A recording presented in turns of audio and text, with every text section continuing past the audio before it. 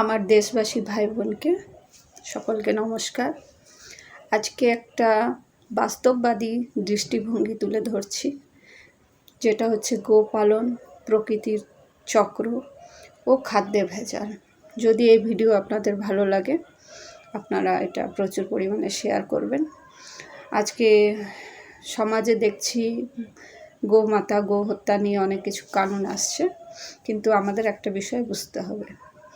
আজ আমরা এমন একটা বিষয় নিয়ে আলোচনা করছি যে আমাদের ধর্ম, অর্থনীতি এবং স্বাস্থ্য তিনটের সঙ্গেই জড়িত। সেটা হচ্ছে গোপালন। আমরা হিন্দুরা গরুকে গোমাতা বলি। কেন বলি? কারণ গরু আমাদের কি শুধু দুধ দিচ্ছে?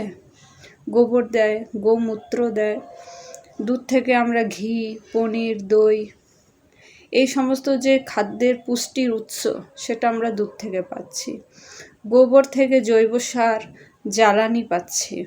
আর একটা গরু একটা সমস্ত গ্রামীণ অর্থনীতিকে চালায়। এটা আমাদের সংস্কৃতি, এটাই আমাদের আবেগ।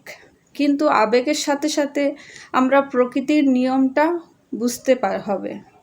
প্রকৃতির একটা সার্কুলেশন আছে, একটা চক্র আছে। জঙ্গলে গিয়ে দেখুন, একটা ছোট পোকা বড় পোকা খেয়ে নিচ্ছে ছোট পোকাকে, আর বড় পোকাকে ব্যাঙ খেয়ে নিচ্ছে, ব্যাঙকে আবার সাপ খেয়ে নিচ্ছে, সাপকে ময়ূর খেয়ে নিচ্ছে। এটা খাদ্য শৃঙ্খল, আমরা ছোট থেকে পড়ে এসেছি। এই চক্রের মাধ্যমে জঙ্গলের যে ইকোসিস্টেম, সেটা বেঁচে আছে। কোনো একটা কড়া যদি ভেঙে যায়, তো পুরো সিস্টেমটা ভেঙে পড়ছে। আমাদের গ্রামীণ অর্থনীতিতেও একটা চক্র আছে। একজন কৃষক গরু পালে, সেই গরু 10-12 বছর দুধ দেয়। দুধ বিক্রি করে কৃষকের সংসার চলে। আমরা শহরে খাঁটি দুধ, ঘি, পনির এগুলো পাচ্ছি। এই গরু যখন বুড়ো হয়ে যাচ্ছে, দুধ দেওয়া বন্ধ করে দিচ্ছে, তখন সেই কৃষকের পক্ষে সম্ভব হয় না। সেটাকে ঘরে রেখে খাওয়ানো দাওয়ানো, এটা সম্ভব হয় না। তার পেছনে মাসে 3 থেকে 4 হাজার টাকা খরচ রয়েছে। যদি তাকে ঘরে বসিয়ে রেখে তার পরিচর্যা করে, তাহলে তার জমি সম্পত্তি বিক্রি করে দিতে হবে। আর দুধ না দিলে সেই খরচটা সে মেনটেন করতে পারে না। তখন সেই কৃষক কি করে? সেই গরুটাকে বিক্রি করে দেয়। আর এই গরু কারা কেনে? মূলত আমাদের যে মুসলিম ভাইয়েরা আছে, যাদের খাদ্যাভ্যাসে গো মাংস আছে, কৃষক সেই তাদের কাছে বিক্রি করে দেয়। তাদের টাকা নিয়ে সে আবার নতুন করে একটা বাকনা বাছুর কেনে। আবার চক্রটা শুরু হয়, আবার দুধ আসে, ঘি আসে, পনির আসে। এবার ভাবুন, যদি আমরা এই চক্রটাকে বন্ধ করে দিই, যদি বলি বুড়ো গরু বিক্রি করা যাবে না, কাটা যাবে না, তাহলে কি হবে? বোঝার চেষ্টা করুন।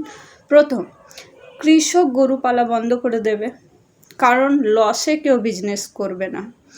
একটা বুড়ো গরু 8 থেকে 10 বছর বসিয়ে খাওয়ালে তার সমস্ত সম্পত্তি বিক্রি হয়ে যাবে। দ্বিতীয়ত, কৃষক গরু না পাললে ডেয়ারি যে ইন্ডাস্ট্রি আছে, সেটা ধ্বংস হয়ে যাবে। তখন আমরা দুধ পাবো কোথায়? পনির পাবো কোথায়? বাজারে কি হবে? বাজারে ভরে যাবে পাউডার দুধে, ভেজাল ঘিতে, কেমিক্যাল পনিরে। আজ যে ছোট বাচ্চাটা খাঁটি দুধ খাচ্ছে, কাল সে প্লাস্টিক আর ইউরিয়া মেশানো দুধ পাবে। এর দায় কে নেবে? কে এর দায় নেবে? নেতারা নেবে।